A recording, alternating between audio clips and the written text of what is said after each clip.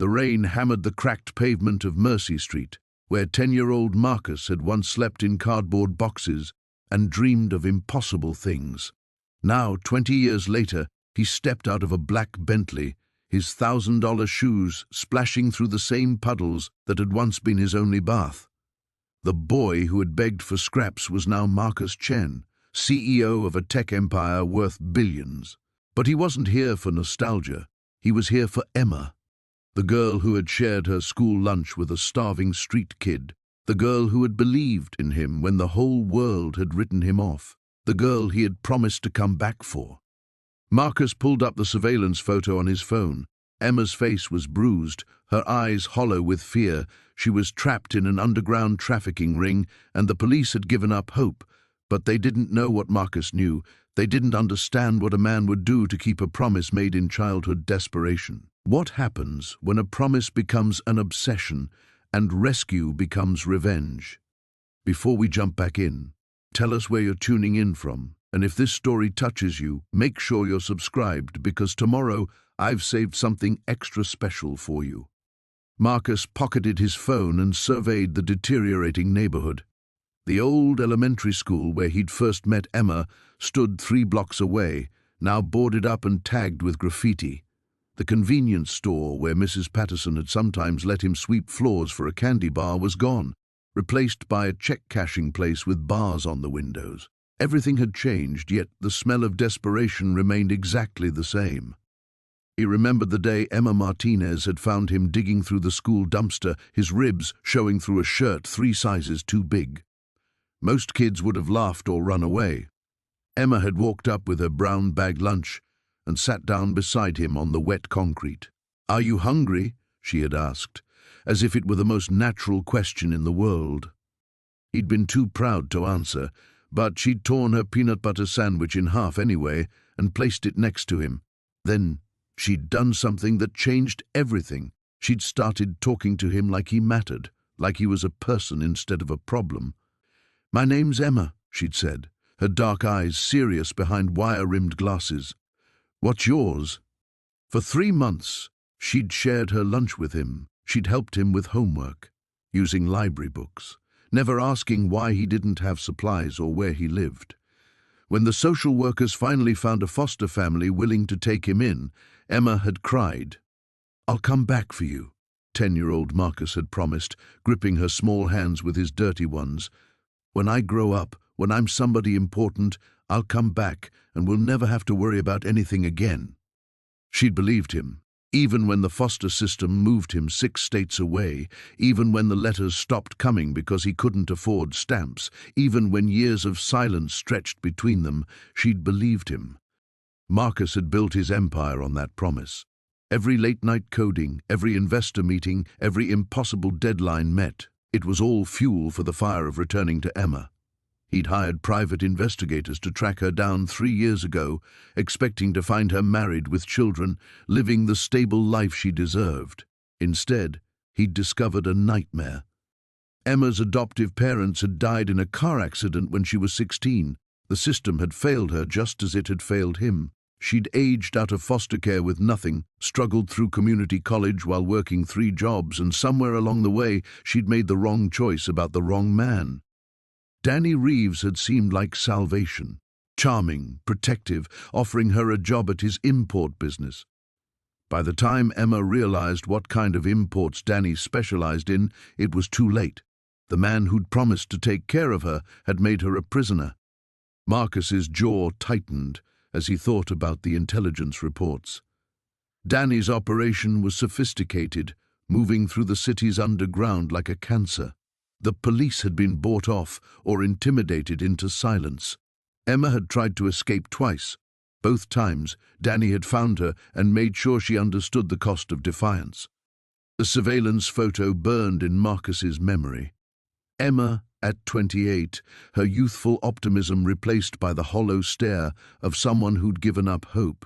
But Marcus hadn't given up. He'd spent 2 years infiltrating Danny's network, learning every detail of the operation, identifying every weakness. Thunder rumbled overhead as Marcus walked toward the abandoned warehouse district where his team waited. James Morrison, ex-CIA, Sarah Kim, former DEA, Michael Santos, the best extraction specialist money could buy. People who understood that some problems couldn't be solved with lawyers and checkbooks. Tonight, Marcus Chen would keep the promise made by a desperate 10-year-old boy. Tonight, he would bring Emma home. But as he approached the shadows where his team waited, Marcus couldn't shake the feeling that 20 years of separation had changed more than just their circumstances. The girl who'd shared her sandwich might not recognize the man he'd become in pursuit of her. Some promises, he was about to learn, came with prices he'd never anticipated.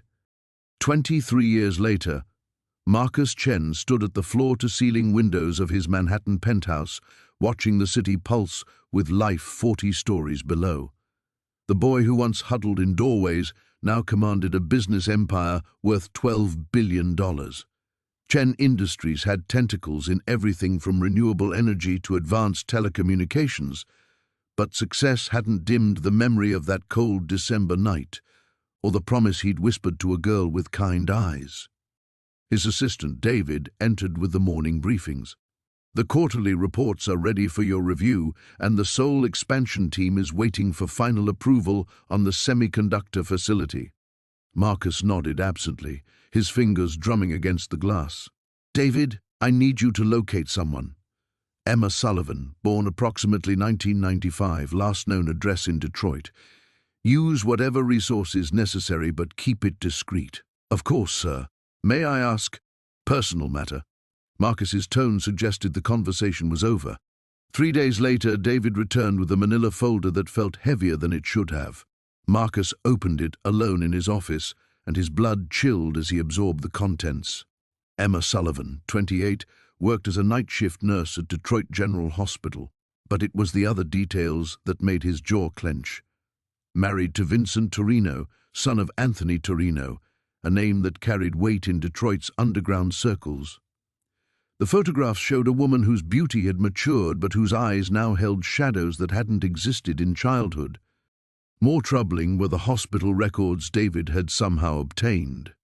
3 visits in 2 years for accidents, a broken wrist, bruised ribs, a concussion from falling downstairs. The clinical language couldn't mask what Marcus recognized immediately. He reached for his phone, then stopped. 23 years of silence couldn't be broken with a simple call.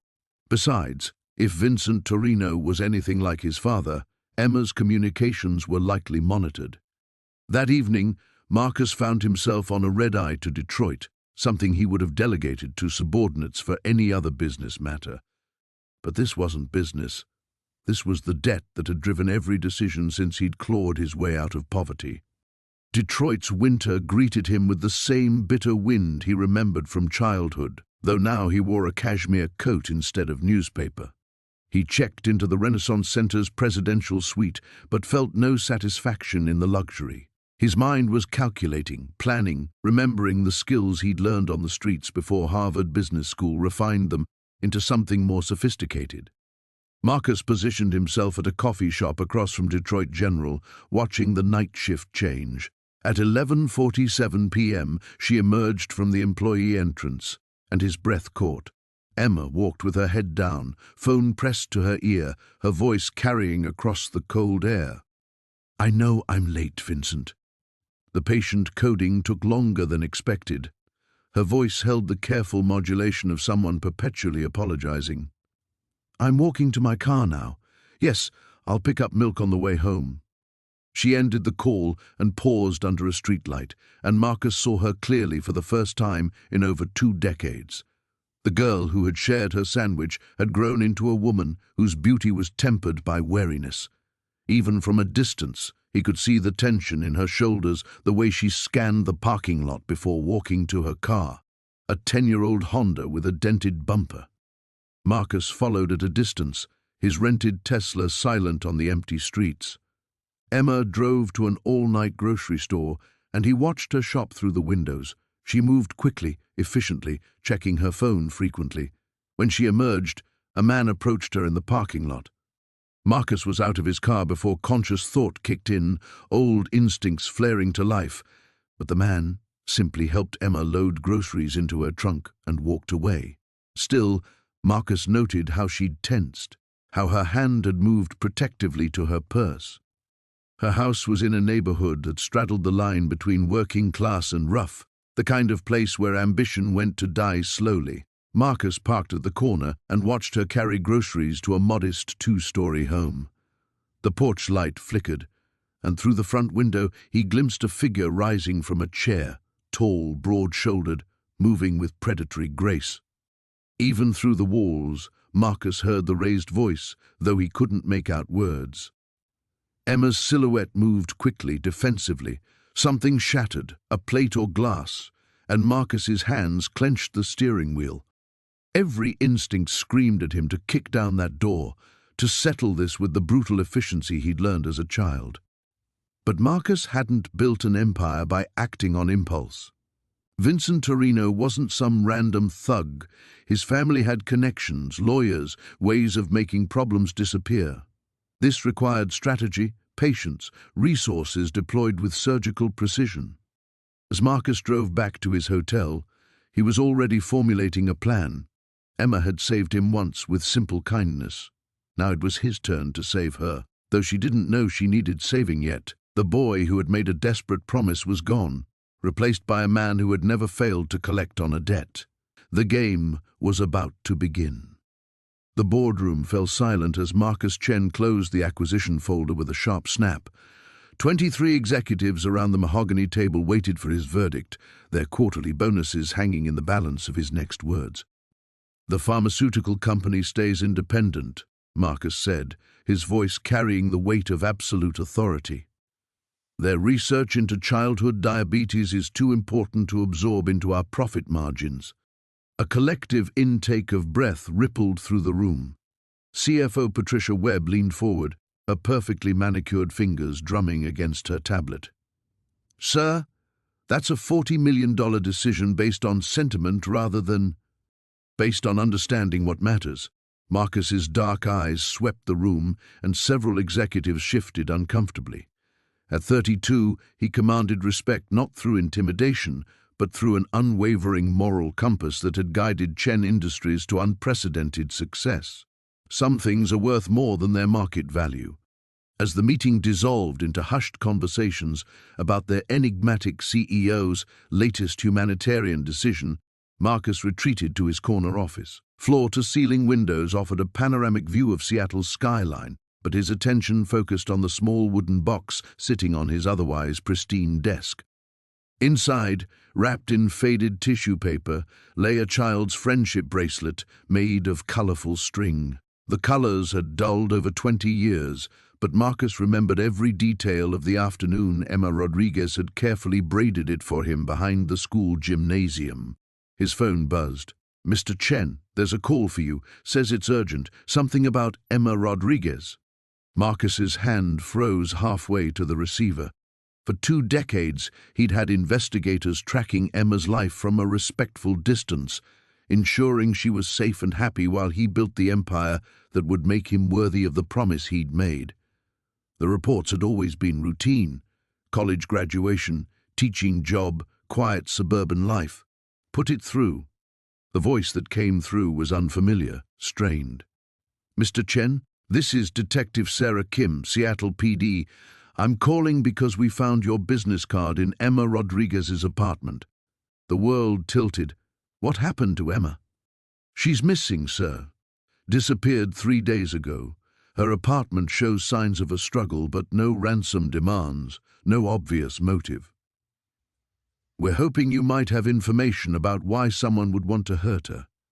Marcus was already reaching for his jacket, his mind shifting into the calculated focus that had made him a billionaire before 35.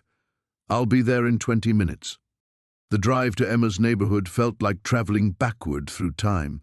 The modest apartment complex sat in a part of the city Marcus rarely visited anymore, not from shame, but because it stirred memories he'd carefully compartmentalized.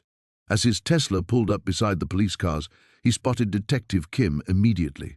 She was younger than her voice suggested, with sharp eyes that missed nothing. "Mr. Chen? Thank you for coming so quickly." She led him toward the building, notepad ready. "How do you know Ms. Rodriguez?" "We were friends as children." The truth, though incomplete. I hadn't seen her recently, but I've always kept track of her welfare. Detective Kim's eyebrows rose slightly. Kept track how? I'm a wealthy man, Detective. I ensure the people I care about are safe. Marcus paused at the threshold of Emma's apartment. Even prepared, seeing the overturned furniture and shattered picture frames sent ice through his veins.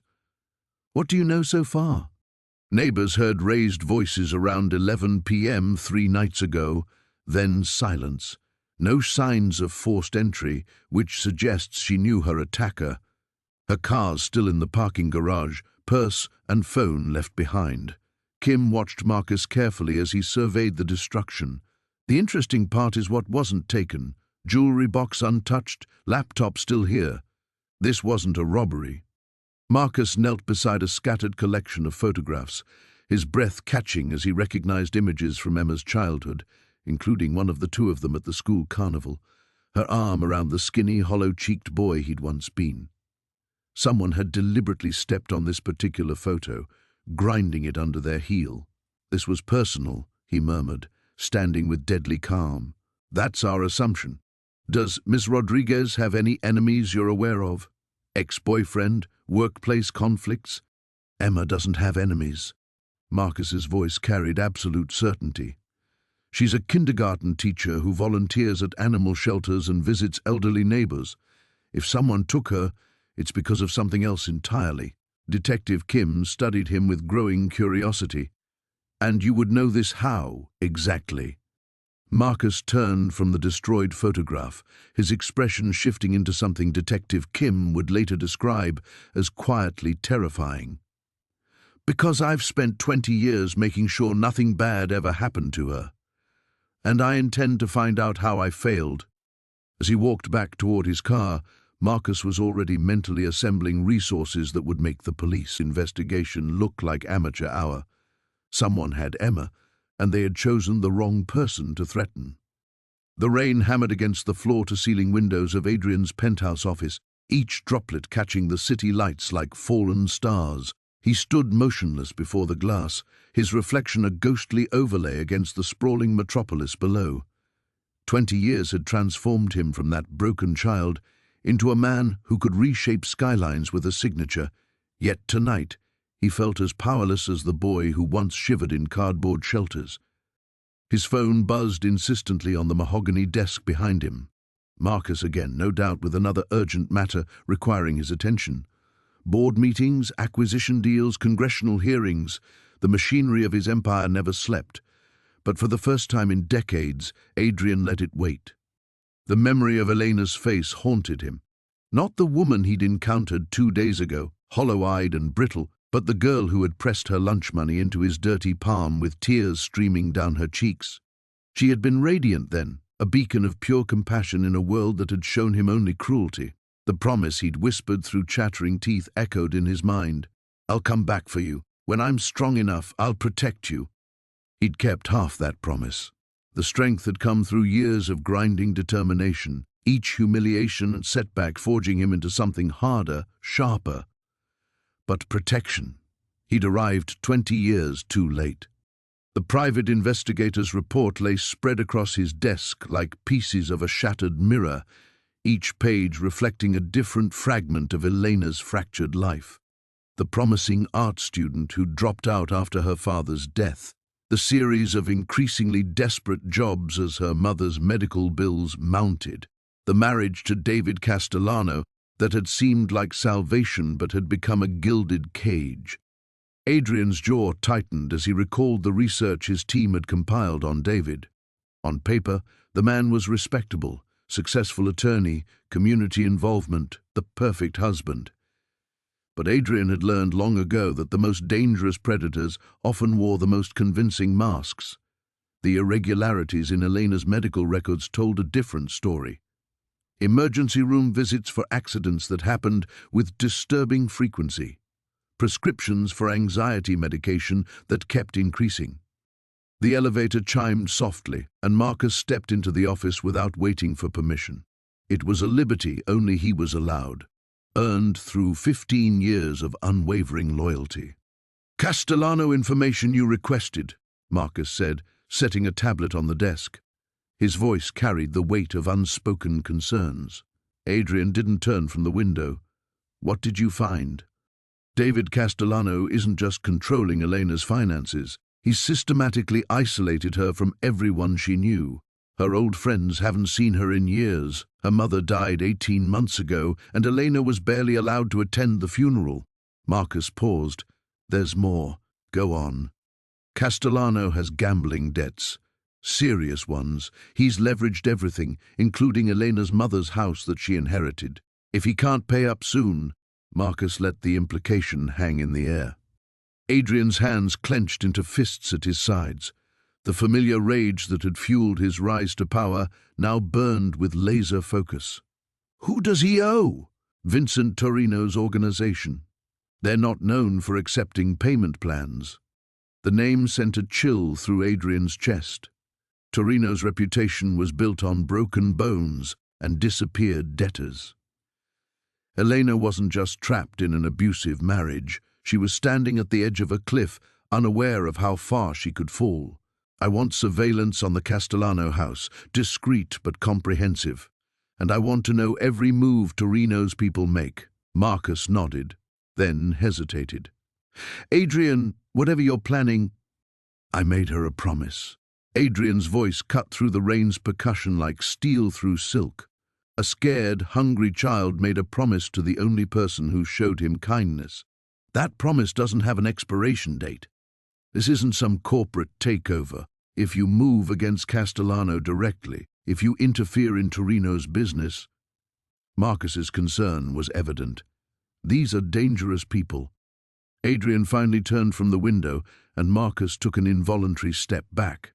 The man before him bore little resemblance to the calculated businessman who dominated boardrooms. This was something primal, forged in the crucible of childhood trauma and tempered by 2 decades of accumulating power with surgical precision. Marcus, do you remember what I told you the day I hired you, about what happens to people who threaten what's mine? You said they learned the difference between having money and wielding it like a weapon. Elena has been mine to protect since the day she gave a starving child her lunch money. I failed her once by being too weak to help. I won't fail her again. The city sprawled below them, 8 million souls navigating their own struggles and dreams. Somewhere in that maze of light and shadow, Elena was trapped, unaware that the homeless boy she'd saved was now powerful enough to move mountains or destroy anyone who stood in his way. The private jet's engines hummed beneath Marcus as he reviewed the thick files spread across the mahogany table. 20 years of meticulous planning had led to this moment, but nothing could have prepared him for what his investigators had uncovered about Elena's life. The photographs told a story that made his chest tighten with rage. Elena, at various charity galas, always beside Richard Blackwood, her smile never quite reaching her eyes. The progression was subtle but unmistakable, how her vibrant spirit from their childhood had been gradually dimmed, replaced by the careful composure of someone walking on eggshells. "Sir, we're beginning our descent into Seattle," his assistant, James, announced from across the cabin. Marcus closed the file, his jaw set with determination. The boy who had once been powerless was gone. In his place sat a man who commanded resources that could topple governments, yet all of it meant nothing if he couldn't save the one person who had saved him first. The limousine glided through Seattle's evening traffic toward the Blackwood estate. Marcus had purchased a penthouse across the city under an alias months ago, but tonight required a more direct approach. He'd sent word through carefully chosen channels that Marcus Chen, CEO of Chen Industries, was interested in discussing a significant business proposition with Richard Blackwood. The irony wasn't lost on him, using his wealth as a key to enter the very world that had cast him out as a child. The Blackwood mansion sprawled across manicured grounds in an exclusive neighborhood that screamed old money and older prejudices. As Marcus approached the front door, memories of that terrible night 20 years ago threatened to surface. He pushed them down, focusing instead on Elena's tear-stained face and the promise he'd made. Richard Blackwood answered the door himself, though a butler hovered nearby. He was older now, his once commanding presence softened by years of comfortable living, but his eyes held the same calculating coldness Marcus remembered. "Mr. Chen," Richard extended his hand with practiced charm. "Welcome to our home. I must admit, your call intrigued me. Mr. Blackwood." Marcus shook the offered hand, fighting every instinct that screamed at him to strike the man down where he stood. "Thank you for agreeing to meet on such short notice." As they moved through the opulent hallway, Marcus's trained eye catalogued everything: security cameras, potential exits, the placement of priceless artwork. But when they entered the sitting room and he saw Illa, all tactical thinking ceased. She sat gracefully on an antique settee, wearing an elegant navy dress that complemented her still golden hair. But it was her eyes that nearly undid him. Those same green eyes that had looked at him with such kindness as a child now held a wariness that cut him to the bone. "Darling, I'd like you to meet Marcus Chen," Richard said, placing a possessive hand on Elena's shoulder. Marcus noticed how she tensed almost imperceptibly at the touch. "Mr. Chen, my wife Elena." The moment stretched between them, like a taut wire. Marcus watched as Elena's eyes studied his face, searching for something familiar in the successful businessman before her. He had changed dramatically. The malnourished boy replaced by a man who commanded attention through presence alone. But he willed her to see past the transformation. "Mrs. Blackwood." He took her hand, allowing himself the briefest moment to feel her warmth. "It's truly a pleasure." Something flickered in Elena's expression, confusion, perhaps recognition, but Richard was already steering the conversation toward business. "Mr. Chen has some interesting propositions regarding the waterfront development project," Richard said, settling into his chair with the confidence of a man accustomed to being courted by those seeking his favor. They spent the next hour discussing fictional business ventures, Marcus playing the role of eager investor while studying the dynamics between husband and wife. He noted how Richard controlled every aspect of the conversation, how Elena's contributions were subtly dismissed or redirected, how she seemed to shrink into herself whenever her husband's attention turned to her. "I think this could be the beginning of a very profitable partnership," Marcus said finally, rising to leave. "Perhaps we could continue our discussions over dinner later this week?" "Excellent idea," Richard agreed, walking him toward the door. "Elena loves entertaining, don't you, darling?" Elena's smile was perfect and empty. "Of course." As Marcus prepared to leave, he turned back as if remembering something.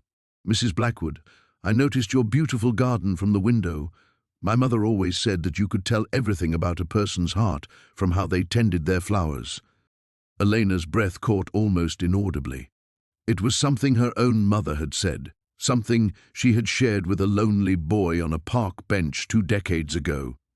Their eyes met across the foyer, and in that moment, Marcus saw recognition dawn in her gaze. Fear followed quickly after, not of him, but of what his presence might mean. He smiled gently, the expression transforming his face into something she could finally recognize. "Until next time," he said softly, and walked into the night. The rain had stopped by the time Marcus reached his penthouse, but the storm inside him was just beginning. He stood at the floor-to-ceiling windows, watching the city lights blur together as his mind raced through everything Sarah had told him: the parking garage, the photos, the systematic destruction of her life. Behind him, his secure phone buzzed with incoming reports from his security team. They worked fast, faster than any law enforcement agency could manage, but even their efficiency felt glacial when Sarah's safety hung in the balance. Sir James appeared in the doorway, tablet in hand. "We have preliminary findings." Marcus turned, his expression carved from granite. "Tell me." The photos were taken with professional equipment, telephoto lenses. "Whoever's doing this has been watching Miss Chen for weeks, possibly months. We've identified at least 7 different locations where surveillance occurred. Her apartment, the bookstore, the coffee shop on 5th Street, where she goes every Tuesday morning." The detail made Marcus's blood run cold. This wasn't random harassment. This was calculated, methodical stalking. The timing correlates with several key events, James continued. The first photo we can date was taken 3 days after the announcement of your donation to the Literacy Foundation. The harassment escalated significantly following your public appearance at the Children's Hospital Gala 2 weeks ago. Marcus felt the pieces clicking into place, forming a picture that made his chest tighten with a familiar rage. Someone's targeting her because of me. That's our working theory. We're running background checks on everyone who had access to your schedule, anyone who might have known about your personal interest in Miss Chen. The careful way James phrased it didn't escape Marcus's notice. His head of security had been with him for 8 years, had seen him navigate hostile takeovers and death threats with the same cold calculation. But this was different, and they both knew it. What about the note? Marcus asked. Basic printer paper, common ink. No fingerprints except Miss Chen's. The phrasing suggests someone with education. The grammar is too perfect for this to be random street crime. Marcus moved to his desk, where 3 monitors displayed live feeds from discreet security cameras his team had already positioned around Sarah's neighborhood. She was safe in her apartment for now, but the sight of her silhouette moving behind drawn curtains only emphasized how exposed she really was. I want a full detail on her starting tomorrow morning, he said. Discreet but comprehensive. And I want to know who's been asking questions about me, about my movements, about anything connected to the Chen family. Already in motion, sir. But there's something else. James hesitated, which was unlike him. We found evidence that someone accessed the adoption records from St. Mary's Children's Home. The breach occurred 6 weeks ago. The blood in Marcus's veins turned to ice. St. Mary's was where it had all started, where a frightened 10-year-old boy had met an 8-year-old girl who shared her sandwich and promised that tomorrow would be better. Those records were supposed to be sealed, buried under layers of bureaucracy and privacy laws. How much did they get? We're still determining the scope, but they would have seen the connection between you and Miss Chen. Your time there overlapped by 18 months before your placement with the Holloways. Marcus closed his eyes, remembering those months, the best and worst of his childhood condensed into a period when he'd had everything and nothing. Everything because Sarah had been there with her gentle smiles and unwavering optimism. Nothing because he'd known even then that it couldn't last, that the system would eventually tear them apart. They know, he said quietly. Whoever's doing this knows exactly why she matters to me. Sir, if I may, this level of research, the professional surveillance, the timing, this isn't some opportunistic criminal. Someone with significant resources is orchestrating this. Marcus opened his eyes, and James took an involuntary step back at the cold fury he saw there. In that moment, the polished billionaire facade stripped away, revealing something harder and infinitely more dangerous underneath. Then we match their resources and exceed them, Marcus said. I don't care what it costs or who we have to go through. Sarah Chen will not pay the price for my past. He turned back to the windows, his reflection ghost-like in the glass. Somewhere out there, someone thought they could use Sarah as a weapon against him, thought they could exploit the one pure thing from his childhood to bring him down. They had no idea what they'd unleashed. James? His voice was soft, almost conversational, but James had worked for him long enough to recognize the deadly undertone. Yes, sir? Find them. Marcus's reflection smiled, and it wasn't pleasant. Find them, and let's remind them why it's dangerous to threaten what belongs to me. The coffee shop's warm lighting cast long shadows across Elena's face as she stared at the business card Marcus had left behind. His name embossed in elegant script seemed to mock her from the pristine white cardstock. She'd read about Marcus Chen in the financial pages, the tech mogul who'd revolutionized data security, the philanthropist who funded children's shelters across the country. But the homeless boy who'd once shared her sandwich, that connection felt impossible, like trying to grasp smoke. Her phone buzzed. Another text from David. Where are you? We need to talk. Elena's hands trembled as she deleted the message without responding. 3 days had passed since their argument, and his texts had grown increasingly demanding. She knew that tone, knew what followed when David felt his control slipping. The bruise on her ribs from last week still ached with each breath. The bell above the coffee shop door chimed, and Elena's head snapped up, expecting David's familiar silhouette. Instead, a woman in a charcoal suit approached her table, moving with the fluid confidence of someone accustomed to boardrooms and high-stakes negotiations. "Miss Rodriguez? I'm Sarah Kim, Mr. Chen's assistant." The woman extended a manicured hand, her smile professional yet warm. "He asked me to give you this." Elena accepted the sealed envelope with shaking fingers. Inside, she found a key card and a handwritten note. "Room 2847, Meridian Hotel. You're safe there. We need to talk about what's really happening to you. Marcus." "I don't understand," Elena whispered, looking up at Sarah. "How does he—" "Mr. Chen has resources," Sarah said carefully, settling into the chair across from her. "He's also very protective of people he cares about. He's been watching from a distance, Elena. He knows about David Morrison." The blood drained from Elena's face. "You don't understand. He's influential. He has connections throughout the city. If Marcus thinks he can just—" "David Morrison is a small fish who's been swimming in a very protected pond," Sarah interrupted gently. "But ponds can be drained. Mr. Chen has spent 20 years building the kind of power that makes men like Morrison irrelevant." Elena's coffee had gone cold, but she wrapped her hands around the cup anyway, desperate for something to anchor her to reality. "Why? Why would he care what happens to me?" Sarah leaned forward, her voice dropping to barely above a whisper. "Because you fed a hungry child when no one else would look at him.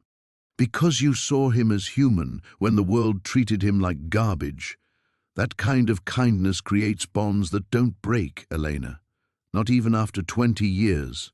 A sob caught in Elena's throat. "I can't leave. David will find me. He always finds me." "Not this time." Sarah's voice carried an edge of steel that made Elena look up sharply. "Mr. Chen has been preparing for this conversation for years. He has evidence of Morrison's pharmaceutical schemes, his financial irregularities, his history of violence against women. 3 other victims have already come forward under our protection. Others—" Elena's voice cracked. "You're not his first, Elena, but if you're brave enough to trust us, you might be his last." Elena stared at the keycard, its magnetic strip catching the light. Freedom. The concept felt foreign after so many years of carefully managed isolation, of walking on eggshells, of covering bruises with makeup and lies. "The hotel room is registered under an alias," Sarah continued. 24-hour security, no access without authorization. Mr. Chen will meet you there at 8 tonight, if you're willing. And if I say no, then we respect your choice. But the offer stands, always." Sarah reached across the table, covering Elena's hand with her own. "He made you a promise once, didn't he? To come back and take care of you." Elena's vision blurred with tears. She could still see that small boy's face, earnest and determined, despite the dirt and hunger. "He said he'd be rich and powerful someday. Said he'd make sure no one could ever hurt me." She laughed bitterly. "I thought it was just childhood fantasy." "Marcus Chen doesn't make promises lightly," Sarah said, standing. "He's been keeping this one for 20 years. After Sarah left, Elena sat alone with her thoughts and the weight of decision. Her phone buzzed again, David, demanding she come home immediately. The familiar fear crept up her spine, but for the first time in years, it was accompanied by something else. Hope. She thought of the boy who'd looked at her with such gratitude over a simple sandwich, who'd sworn with all the fierce conviction of childhood that someday he'd protect her. Could that broken child really have become the man with power enough to challenge David Morrison? Elena picked up the key card, feeling its solid weight. Outside, twilight was falling over the city, painting the sky in shades of amber and rose. Somewhere in that sprawling metropolis, Marcus Chen was waiting. She stood, straightened her shoulders and walked toward whatever came next. The morning light streaming through the penthouse windows felt different now, charged with purpose. Marcus stood at his desk, surrounded by 3 laptops displaying cascading data streams, financial records and surveillance footage. Sarah sat curled in the leather chair nearby, nursing her second cup of coffee and watching him work with a mixture of fascination and concern. "Tell me about the warehouse incident again," Marcus said without looking up from the screens. His fingers moved across multiple keyboards with practiced efficiency, cross-referencing shipping manifests with offshore banking records. Sarah wrapped her arms around her knees. "I told you everything. David said it was routine, checking inventory for one of Vincent's import businesses. But when we got there..." She shuddered. "Those containers weren't filled with electronics or furniture like the paperwork claimed. Drugs? People, Marcus. Terrified people who hadn't seen daylight in weeks." His hands stilled on the keyboard. The scope of Vincent Castellano's operation was becoming clearer, and it was worse than he'd imagined. Human trafficking generated enormous profits with relatively low overhead, as long as you had the right connections and enough brutality to maintain control. "David panicked when I started asking questions," Sarah continued. "He tried to convince me it was a one-time thing, that Vincent was just helping some immigrants find work. But I saw the locks on the outside of those containers. I saw the fear in their eyes." Marcus pulled up a new window displaying shipping records from the past 18 months. Vincent's legitimate businesses, restaurants, construction, import, export, formed an intricate web that would be nearly impossible for law enforcement to untangle without insider knowledge. But Marcus wasn't law enforcement, and he didn't play by their rules. "There," he said, pointing to a series of transactions. "Castellano Marine Imports. 17 shipments in the last year, all from ports in Southeast Asia. Each one cleared customs with minimal inspection." Sarah moved behind him to look at the screen. "How do you know all this?" "Money talks, and I speak the language fluently." Marcus's smile held no warmth. Customs officials, port supervisors, shipping clerks, everyone has a price. The trick is knowing which currency they prefer: cash, career advancement, or the promise that certain indiscretions will remain private. She placed a hand on his shoulder, and he felt the familiar tension ease slightly at her touch. "This isn't just about helping me anymore, is it? This is personal for you." Marcus leaned back in his chair, finally meeting her eyes. "You want to know what drove me those first few years on the streets? What kept me alive when I should have died a dozen times over?" Sarah nodded, settling back into her chair. "Rage. Pure, burning rage at a system that throws away children like garbage, at people who have power and use it to destroy instead of protect." His voice grew quieter, more dangerous.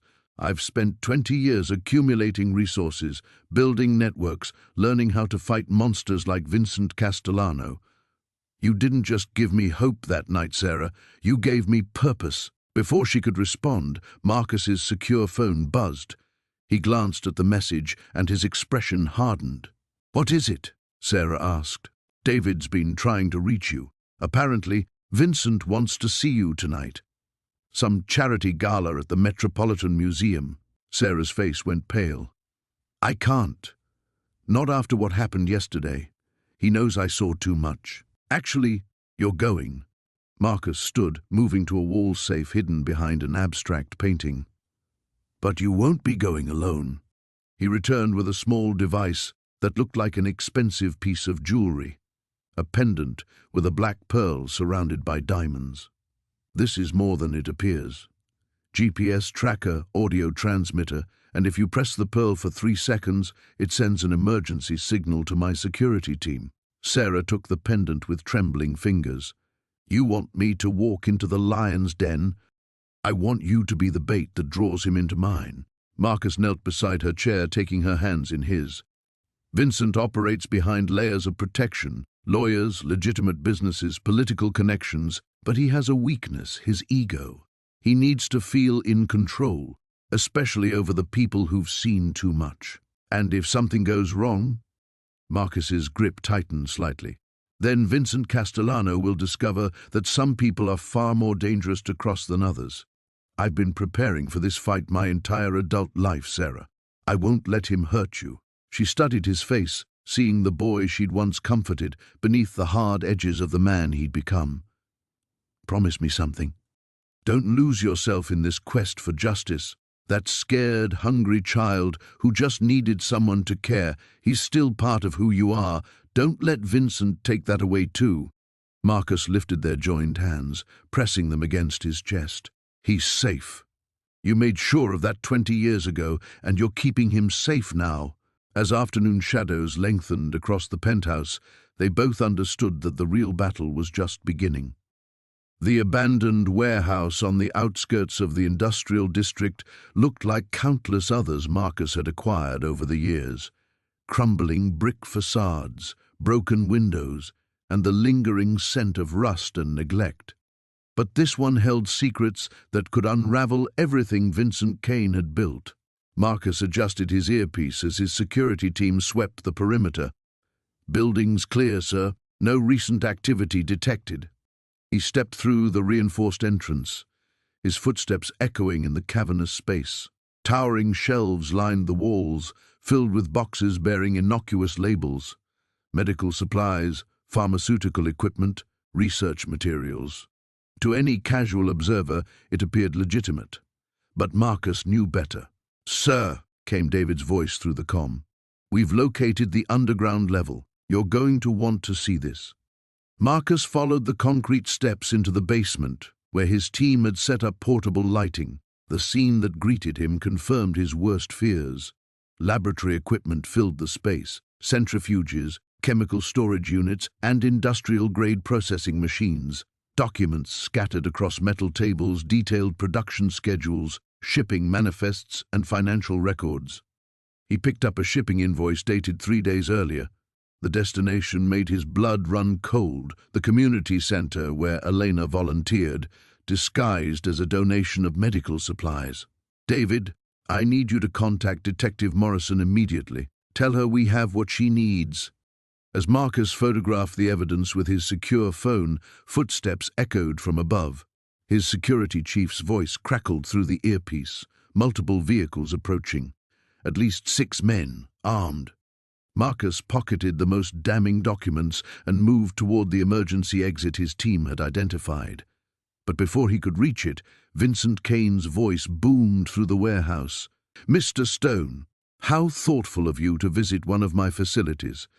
I do hope you've found everything educational." The lights suddenly blazed to life throughout the building. Marcus found himself surrounded as armed men descended the stairs, their weapons trained on him and his security team.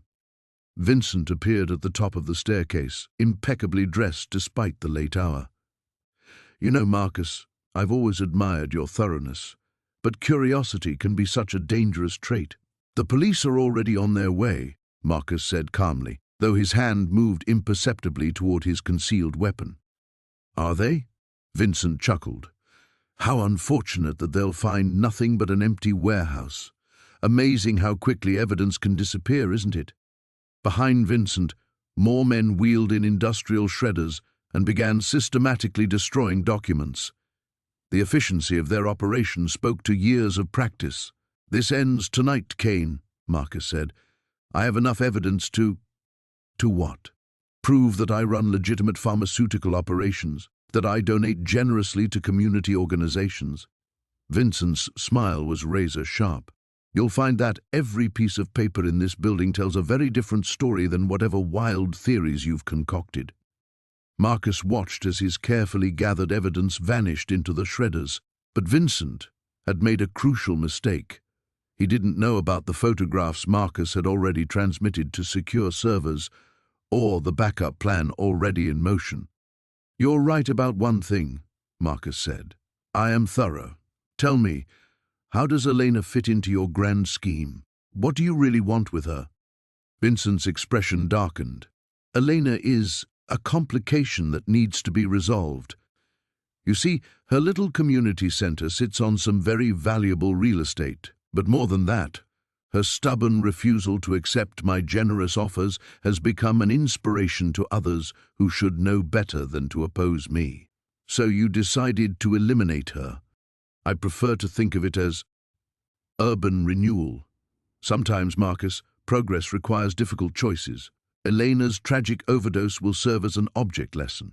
The community will understand that fighting the inevitable only leads to heartbreak. Marcus felt rage building in his chest, but kept his voice level. "You won't touch her." "Won't I?" Vincent gestured to one of his men, who held up a small vial of clear liquid. Amazing what modern chemistry can accomplish. Completely undetectable, mimics a standard overdose perfectly. Elena will simply fade away. A cautionary tale about the dangers of trying to help the hopeless. The warehouse suddenly plunged into darkness. Emergency lighting flickered on as Marcus's security team moved with practiced precision. In the confusion, Marcus rolled behind a concrete pillar as gunfire erupted around him. His earpiece crackled. Extraction team in position. SWAT is 30 seconds out. Through the chaos, Marcus heard Vincent shouting orders. The pharmaceutical operation might be destroyed, but Vincent himself couldn't be allowed to escape, not when Elena's life hung in the balance. Marcus spotted Vincent moving toward a rear exit and gave chase, weaving between shipping containers as bullets sparked off metal around him. The sirens were growing louder now, but Vincent had too much of a head start. As Marcus reached the exit, he saw black SUVs speeding away into the night. Vincent Kane had escaped, taking with him the immediate threat to Elena's life and the knowledge of where he planned to strike next. The warehouse stood like a concrete tomb against the night sky, its broken windows reflecting scattered streetlights. Marcus adjusted his earpiece as he crouched behind a rusted shipping container, watching Chen's men patrol the perimeter. 6 guards visible, likely more inside. Through thermal imaging, his security team had identified at least 12 heat signatures in the building. "Visual on the target," came Rodriguez's voice through the comm. "Second floor, northeast corner. She appears to be restrained but responsive." Marcus's jaw tightened. 24 hours had passed since Elena's abduction, and every minute felt like a century. He'd mobilized every resource at his disposal: private security, surveillance technology, and contacts that operated in the gray areas between legal and necessary. Chen had made a critical error thinking Marcus would simply comply with financial demands. "Remember, we go in quiet until we can't," Marcus whispered into his mic. "Elena's safety is priority 1. Everything else is secondary." He'd spent the afternoon learning everything possible about Chen's operation. The man was a mid-level player in a larger syndicate, desperate to prove himself after a series of failed ventures. That desperation made him dangerous but also predictable. Chen would keep Elena alive as long as he believed she had value as leverage.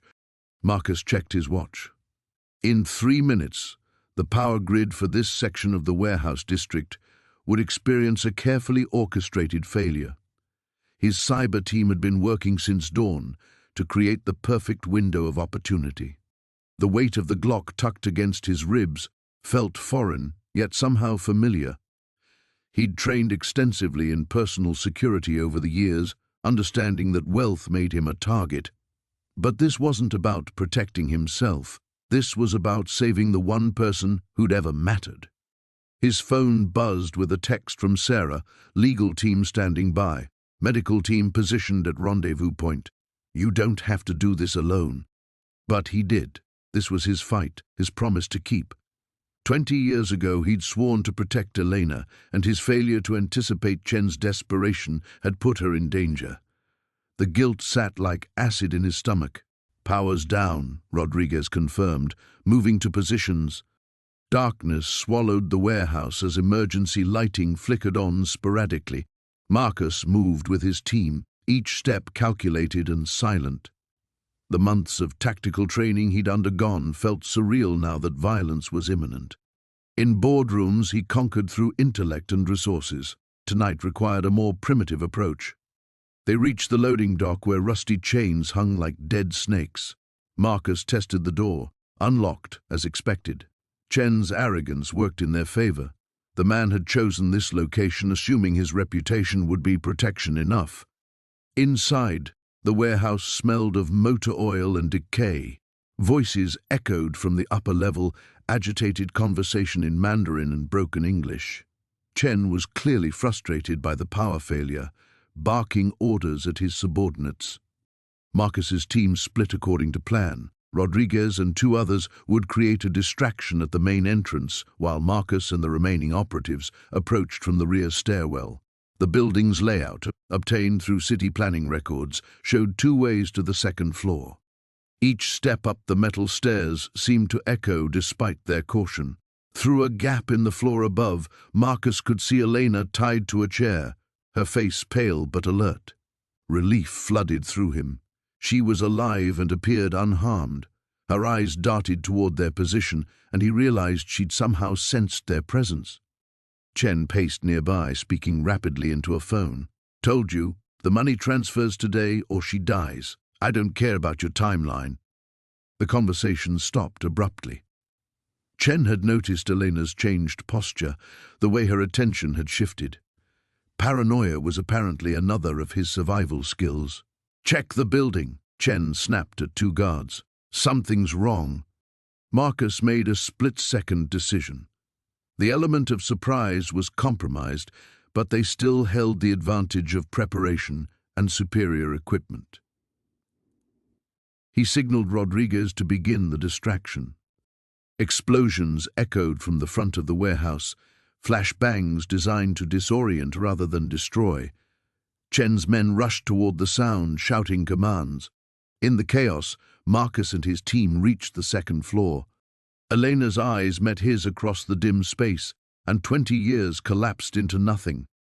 The fear in her expression transformed into something that looked almost like wonder. Even bound and captive, she was the same person who'd shared her sandwich with a starving boy. Chen spun toward them, pistol drawn, his face twisted with rage and desperation. "The great Marcus Kane, you think your money makes you untouchable?" "Let her go," Marcus said, his voice carrying the authority of countless boardroom victories. "This is between us." Chen laughed, but there was hysteria in the sound. "You destroyed my family's business, turned our partners against us. Now you'll understand what loss feels like." The gun swung toward Elena, and Marcus moved without conscious thought, 20 years of promises and guilt propelling him forward into the line of fire. The abandoned warehouse on the outskirts of the city felt like stepping back into his nightmares. Marcus adjusted his earpiece as he surveyed the crumbling concrete structure through night vision binoculars. Sarah was somewhere inside, and every second that passed felt like an eternity. Thermal imaging shows at least 6 heat signatures. Chen's voice crackled through the comm. 3 on the ground floor, 2 on the second level, and 1 that appears stationary, likely Sarah. Marcus lowered the binoculars, his jaw clenched. The tactical team he'd assembled waited in the shadows behind him, former Special Forces operatives, who owed him favors and asked no questions. But Detective Rodriguez had insisted on being part of the operation, despite the unofficial nature of their rescue mission. "Vincent's lawyers filed an emergency injunction an hour ago," Rodriguez whispered, checking her weapon. "They're claiming you're conducting illegal surveillance and harassment. We have maybe 30 minutes before this becomes a jurisdictional nightmare." 30 minutes is all I need." Marcus's voice carried the cold determination that had built his empire. He thought of the frightened little girl who had shared her sandwich with a starving boy, and the woman she'd become, the woman who'd looked at him with recognition and trust just days ago.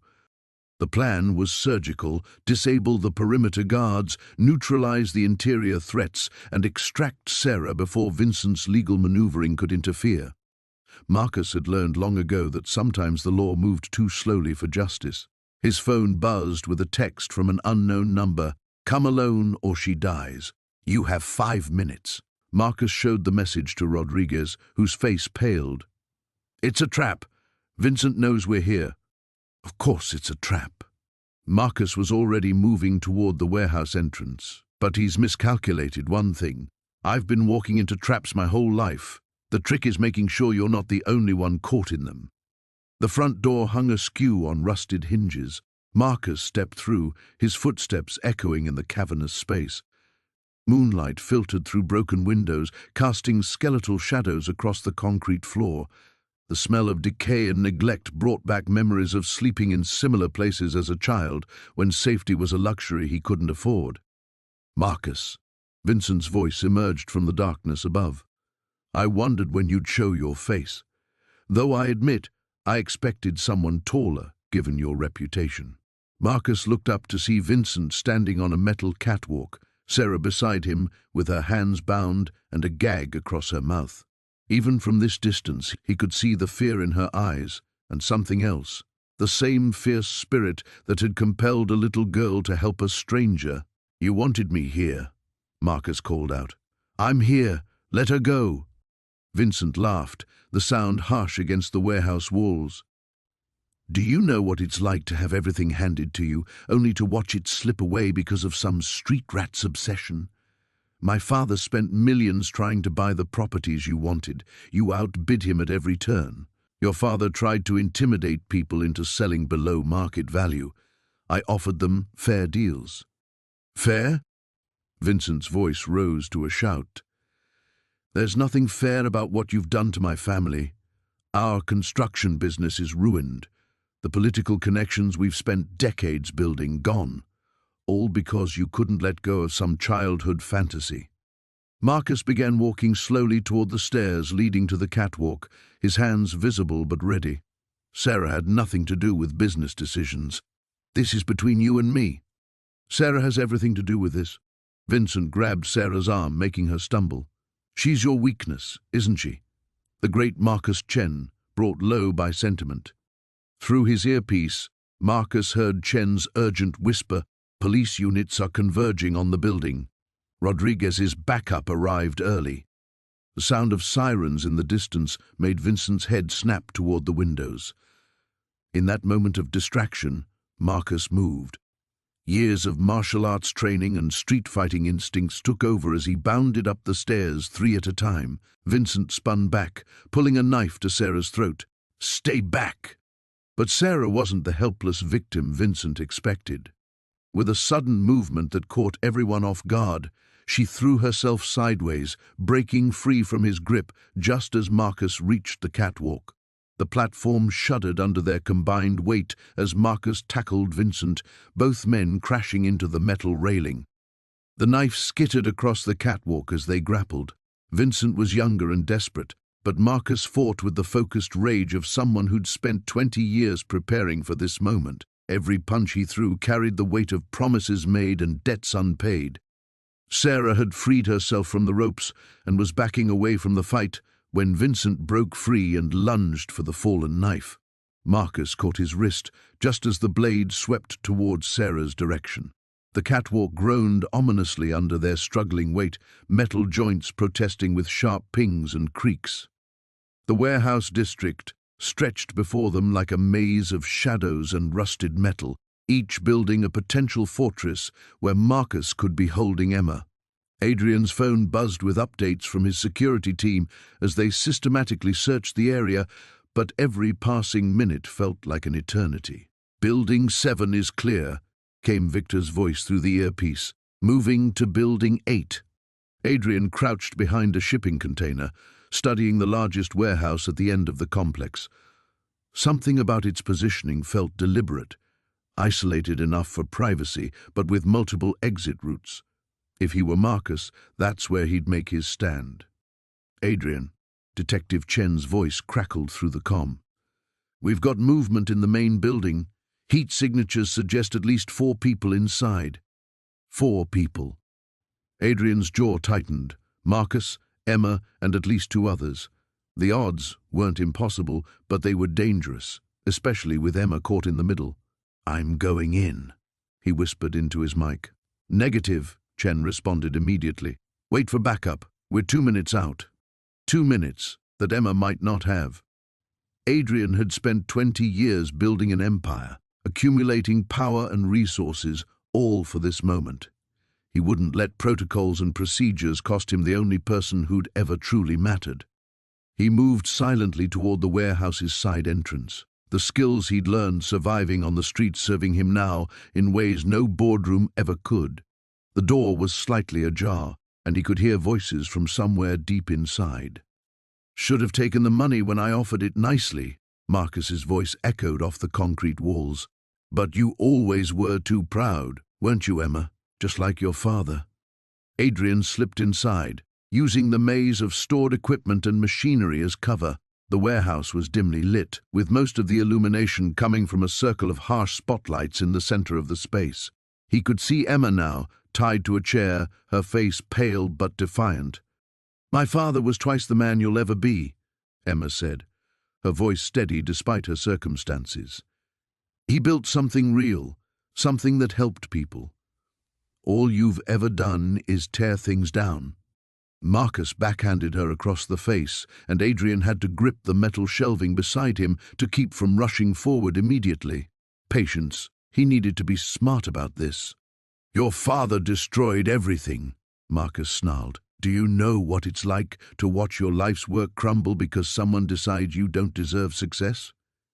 He convinced our biggest clients to drop us, poisoned them against me with his sanctimonious bullshit about ethics and integrity. Maybe because you were embezzling from the pension fund," Emma shot back, blood trickling from her split lip. "Maybe because you were willing to cut corners on safety inspections to save money. People could have died." "People like me did die," Marcus roared. "Everything I worked for gone. My reputation, my family, my future, all because your precious father couldn't mind his own business." His phone was still connected to his building's security system, and the warehouse electrical grid would be connected to the same municipal network. Adrian's fingers flew across his screen, accessing systems that most people didn't even know existed. Within seconds, he'd mapped the building's power distribution. The lights went out. Emergency lighting kicked in a moment later, casting everything in an eerie red glow, but the sudden darkness had done its job. He heard cursing, the sound of feet moving across concrete, and Marcus shouting orders to his men. Adrian moved like a ghost through the shadows, 20 years of wealth and power having never quite erased the survival instincts of the street kid he'd once been. The first guard never saw him coming, a swift blow to the neck, and the man crumpled silently to the ground. The second guard was turning toward the sound of his partner falling when Adrian's fist connected with his solar plexus. The man doubled over, gasping, and Adrian quickly rendered him unconscious. "What the hell?" Marcus spun around, finally realizing he was no longer in control of the situation. Adrian stepped into the circle of emergency lighting, and for a moment, Marcus just stared at him in confusion. Then recognition dawned, followed quickly by disbelief. "You," Marcus breathed, "the homeless kid from the shelter.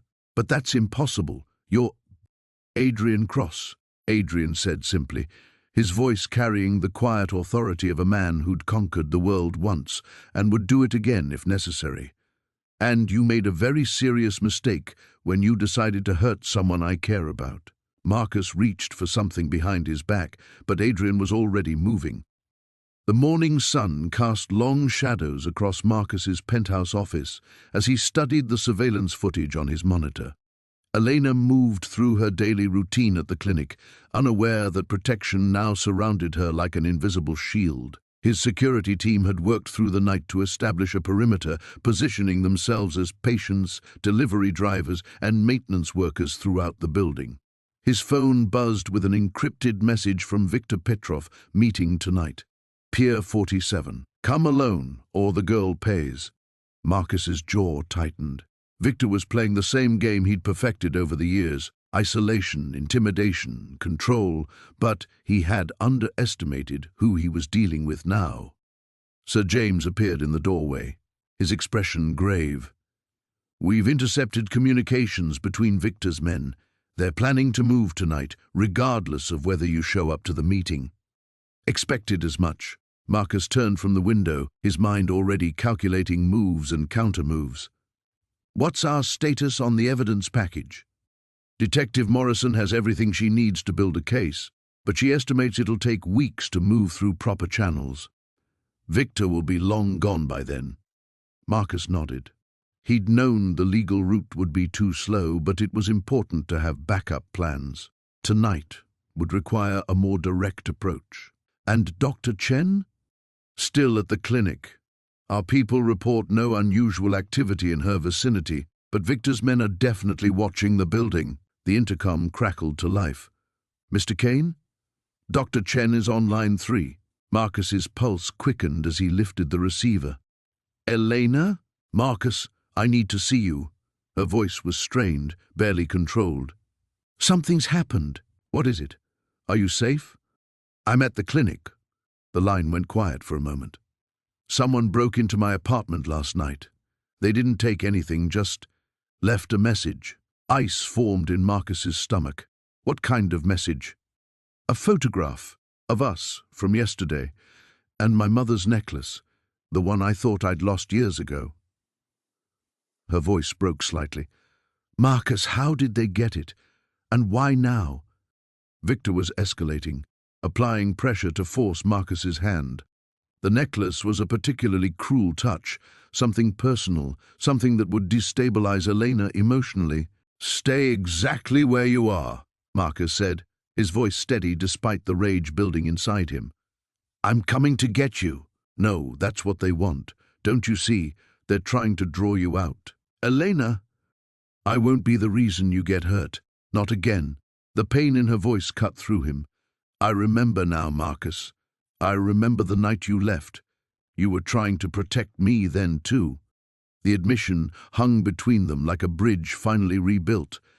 Marcus closed his eyes, transported back to that terrible night 20 years ago when he'd made the hardest decision of his young life. You remember? Pieces have been coming back since yesterday. The way you looked at me before you ran. You knew something I didn't. Her voice grew stronger. Tell me the truth now, all of it. Marcus looked out at the city sprawling below, weighing his words. She deserved to know, especially now when Victor was closing in. Viktor Petrov owned the streets where we lived. He controlled everything, drugs, protection, information. When I started taking care of you, bringing you food, keeping you safe from the other kids who might hurt you. He paused, the memories sharp as broken glass. He saw it as weakness, a liability. What did he do? He gave me a choice. Disappear and never see you again, or watch you get hurt because of your connection to me. Marcus's hand clenched around the phone. I was 12 years old and completely powerless, so I ran. Elena was quiet for so long he thought the connection had been lost.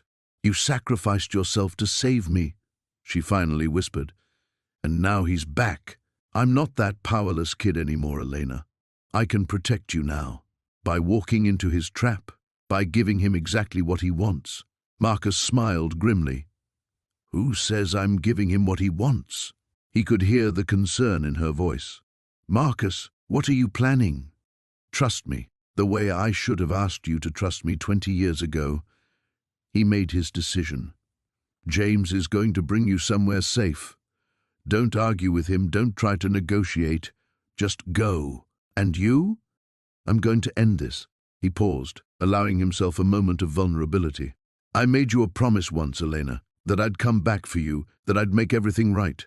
Tonight, I keep that promise. As he hung up the phone, Marcus felt the weight of 2 decades settling on his shoulders. Viktor Petrov had shaped both their lives through fear and manipulation. But fear was a weapon that cut both ways, and Marcus had learned to wield it with the precision of a surgeon and the force of a hurricane. The endgame was beginning. The abandoned warehouse on the east side of the city stood like a monument to decay, its broken windows catching the pale morning light. Marcus adjusted his earpiece as his team took their positions around the perimeter. Elena sat in the passenger seat of his car, her hands trembling despite her attempts to appear calm. You don't have to do this, Marcus said, reaching for her hand. We can find another way. She shook her head, her green eyes reflecting a determination that reminded him of the girl who had once defended him against playground bullies. Victor will know if something's off. I have to be the one to walk in there. The wire taped to her chest felt cold against her skin, and the small tracking device Marcus had insisted she swallow sat heavy in her stomach.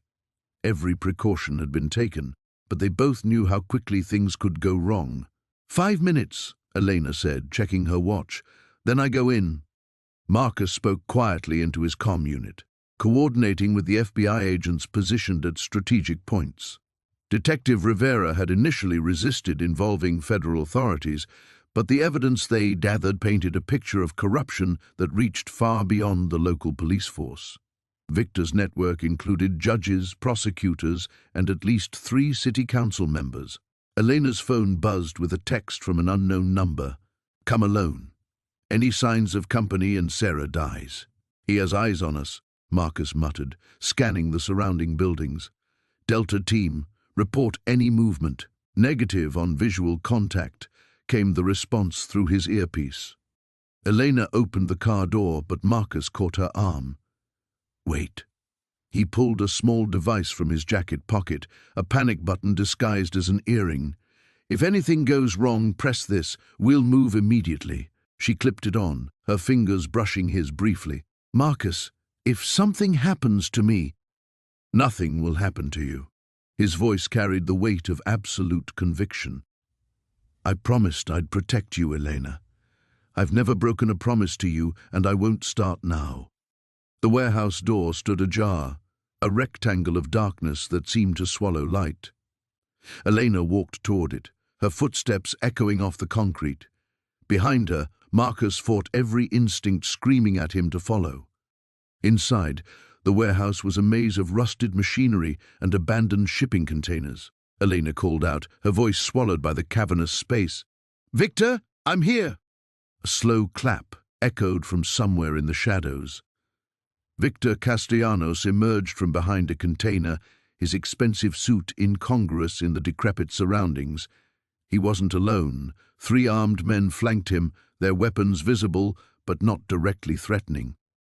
Elena, my dear, you look lovely, considering the circumstances. Victor's smile was cold, predatory. I trust you've brought what I asked for. And the copies? Destroyed as promised. The lie came easily, but Elena wondered if Victor could see through it. He gestured to one of his men, who stepped forward. I'm afraid I need to search you, Elena. You understand. Trust but verify. The man's hands were thorough but professional as he checked for weapons or recording devices. He found the wire immediately, ripping it from her chest with enough force to leave scratches on her skin. Marcus Chen disappoints me, Victor said, examining the small transmitter. Did he really think I wouldn't expect this? Through his earpiece, Marcus heard Elena's sharp intake of breath. His hands clenched on the steering wheel as he forced himself to wait. Not yet.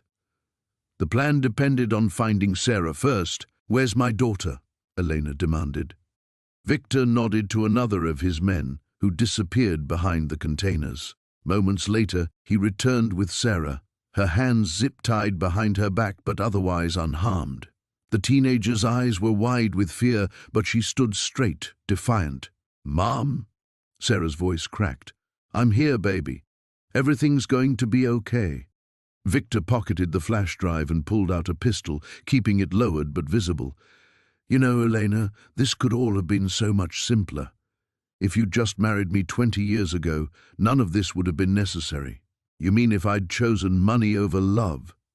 Love. Victor laughed, the sound bitter. That homeless boy you mooned over? He's not here to save you now, is he? Even with all his money, Marcus Chen is still the same coward who ran away and left you behind. Elena met his eyes steadily.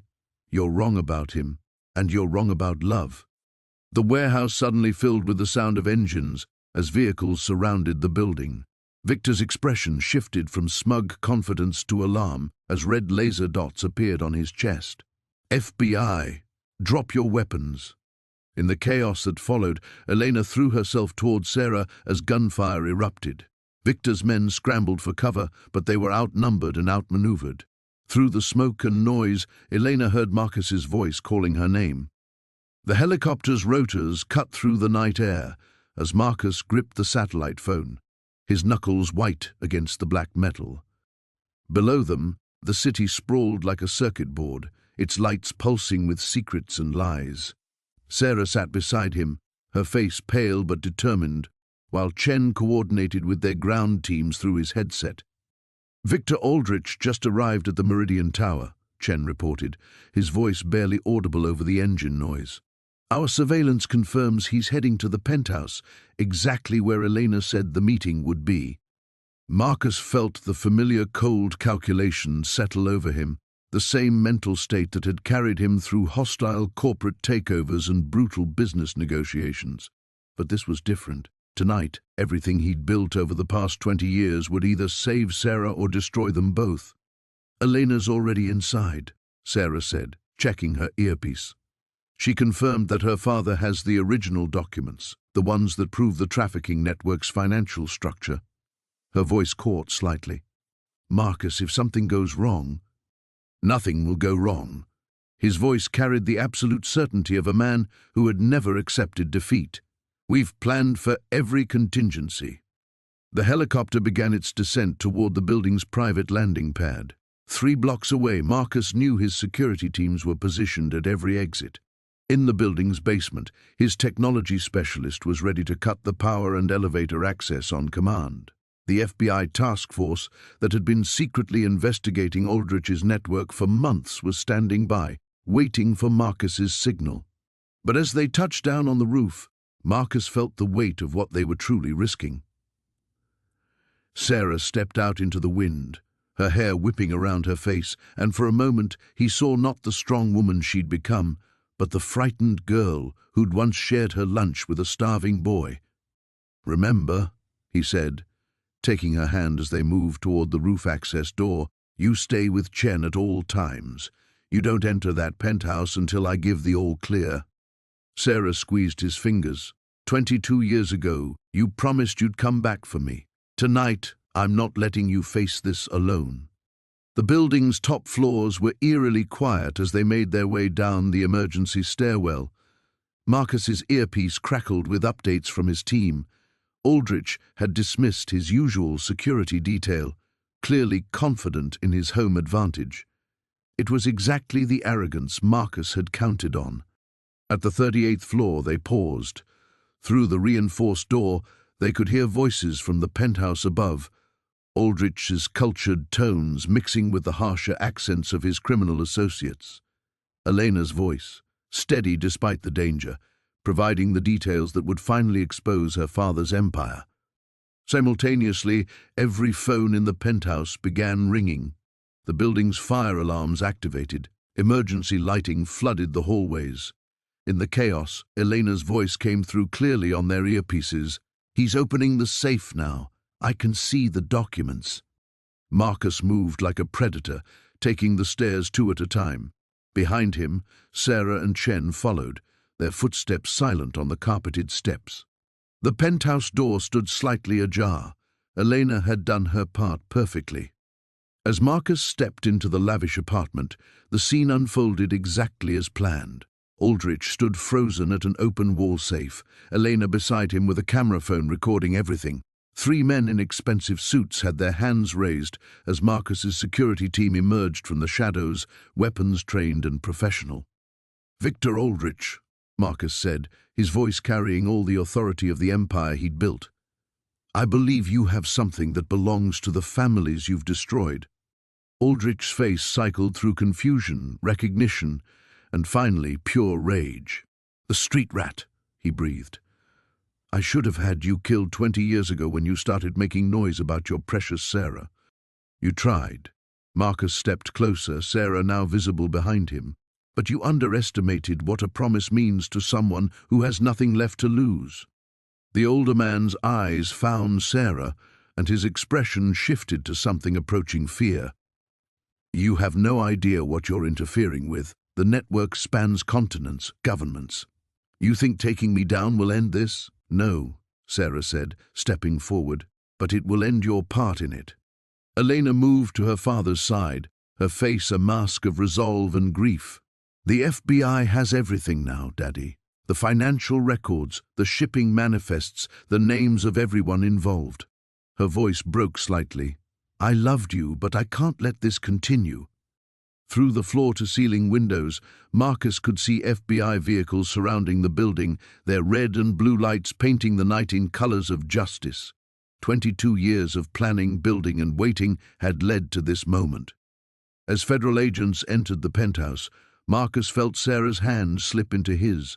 The frightened children they'd once been were finally, truly safe. The warehouse district had never looked more menacing than it did under the pale morning light.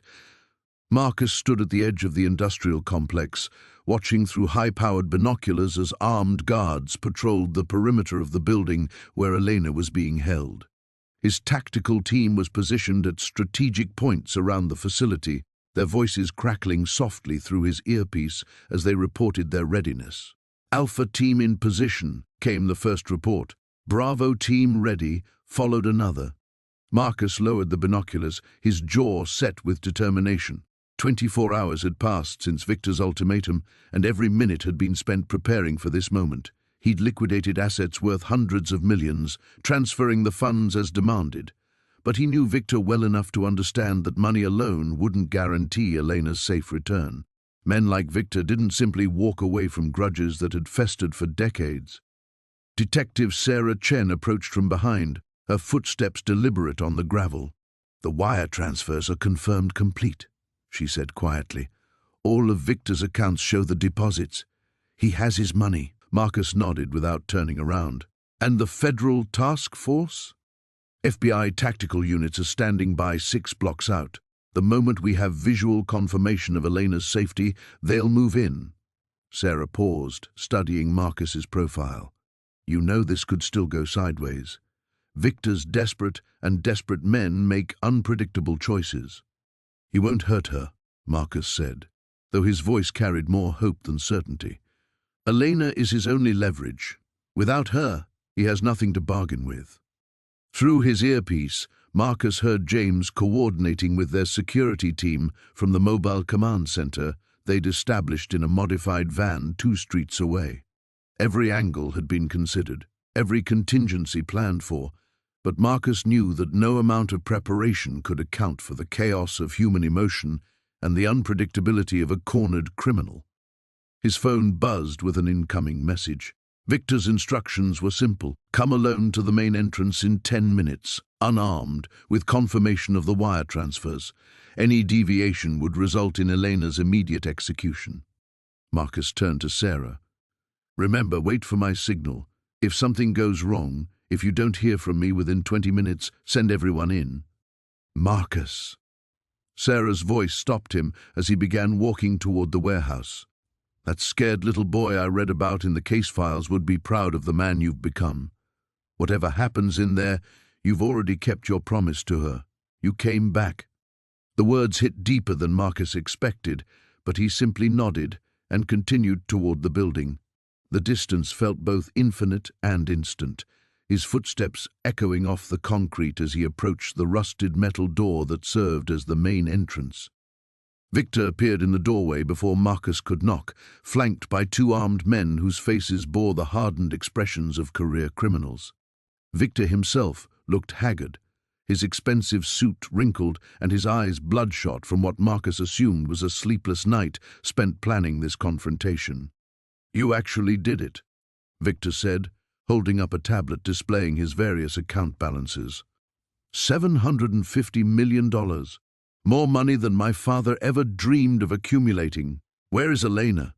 Marcus's voice was steady, betraying none of the anxiety coursing through his veins. Victor smiled, but there was no warmth in the expression. "Eager to see your childhood sweetheart? She's been asking about you, wondering why you never came back sooner." He stepped aside, gesturing for Marcus to enter. "Come, let's finish this properly." The interior of the warehouse was a maze of shipping containers and industrial equipment. Victor led Marcus through the labyrinth, their footsteps echoing in the cavernous space. The smell of rust and motor oil hung heavy in the air, and Marcus noted the positions of additional guards stationed throughout the facility.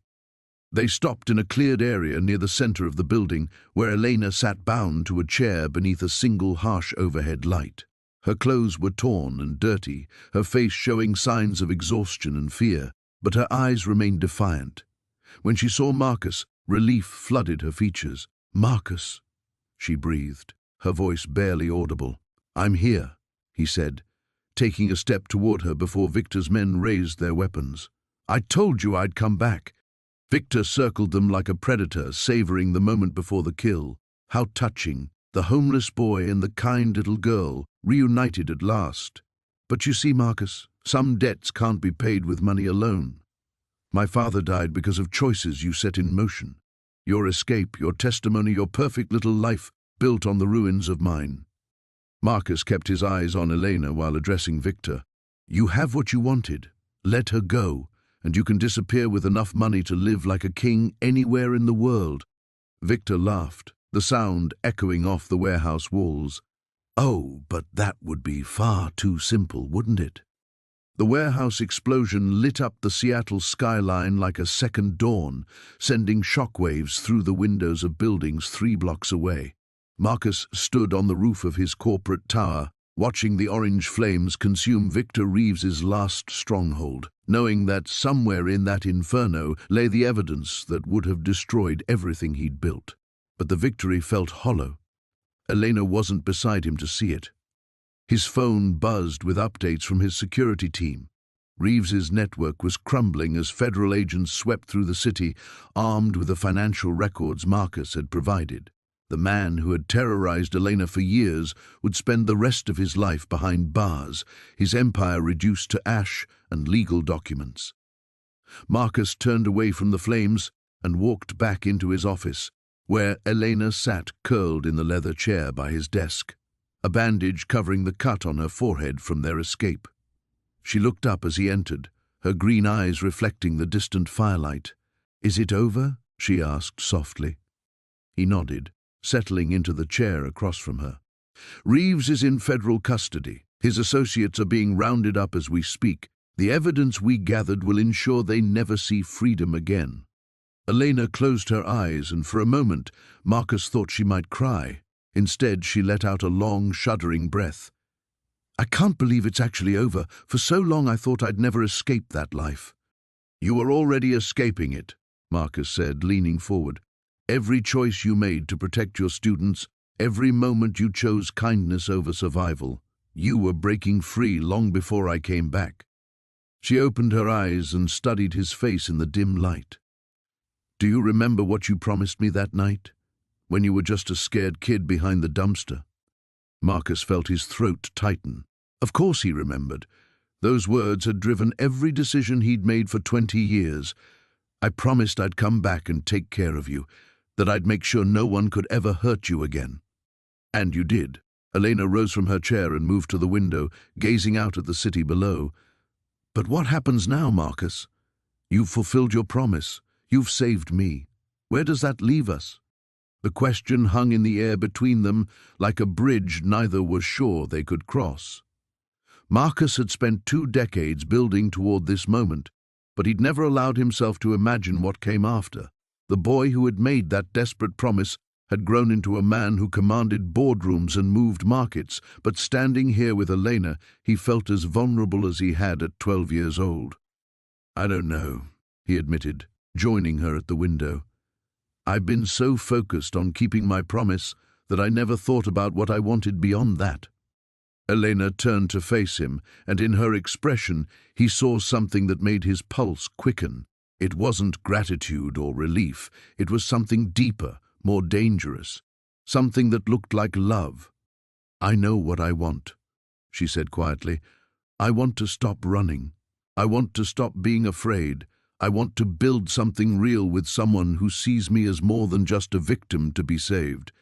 Marcus reached out, his fingers brushing against her cheek. "Elena, I need you to understand something. Everything I've accomplished, every dollar I've earned, every connection I've made, it was all for you.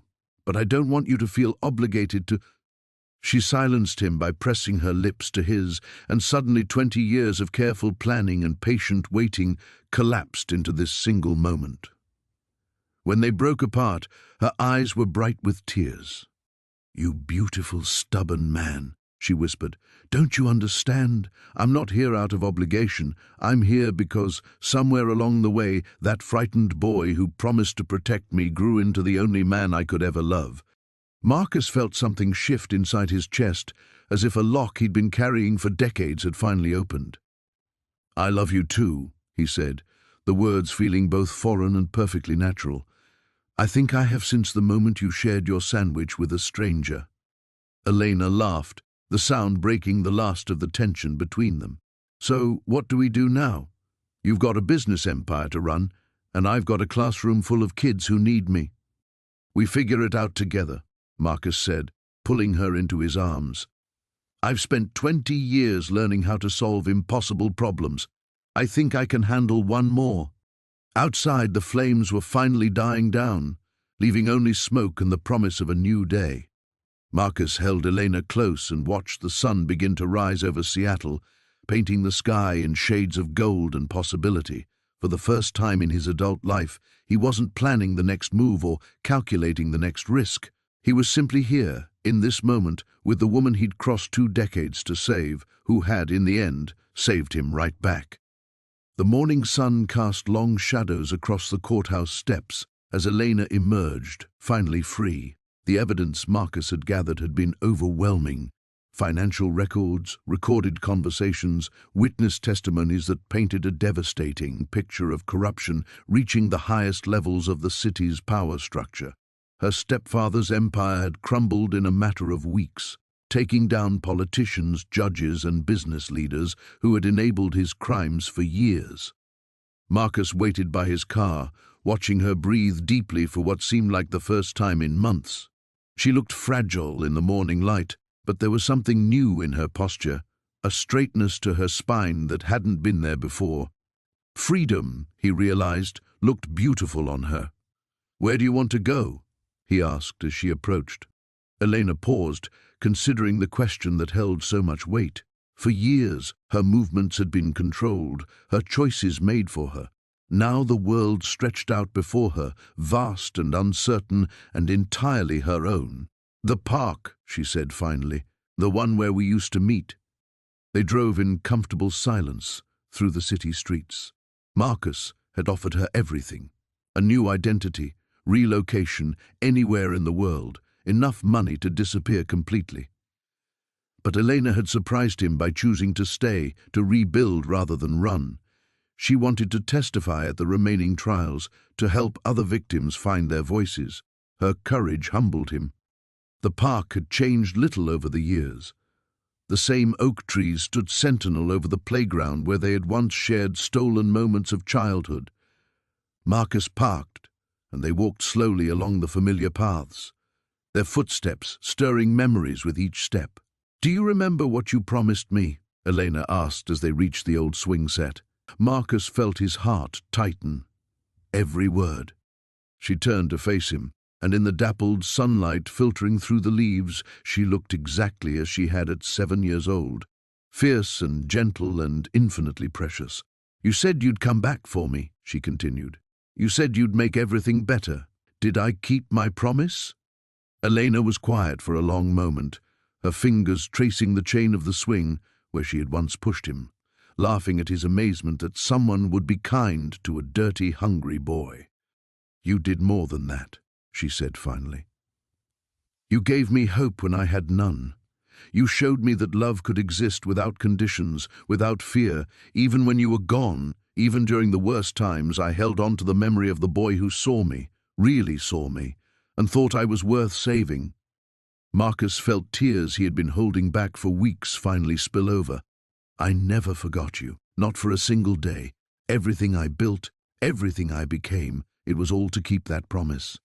"I know," she whispered, reaching up to touch his face. "But Marcus, you have to understand something. You already saved me, years ago.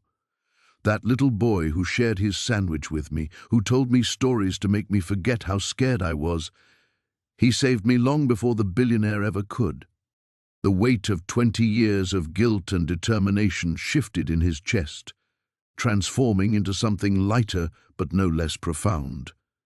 He had spent so long focused on becoming worthy of saving her that he had forgotten the simple truth. They had saved each other from the very beginning.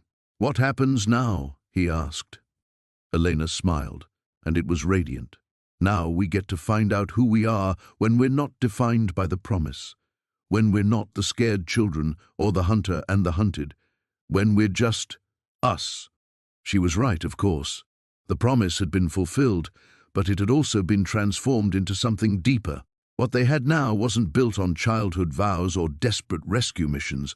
It was built on choice, on seeing each other clearly as adults and deciding to love what they found. Marcus took her hand, marveling at how perfectly it fit in his, not because of destiny or promises, but because some connections transcend time and circumstance. "I love you," he said, the words carrying none of the desperation they once held. Instead, they were simple, certain, free. "I love you too," she replied. "Not the billionaire, not the hero, not even the boy who saved me. I love Marcus, exactly as he is, exactly as we are now." As they walked back toward the car, hand in hand, the past felt finally, truly settled. The scared children they had been could rest now. The promise had been kept, the debt paid, the circle completed. But the future, their future, was just beginning. It stretched ahead of them like an open road, full of ordinary miracles and everyday choices, built not on desperate vows, but on the quiet, revolutionary decision to love freely and completely. Together, they stepped into whatever came next, no longer bound by the past, but carrying its lessons like gifts. The promise was complete. Their story was just beginning.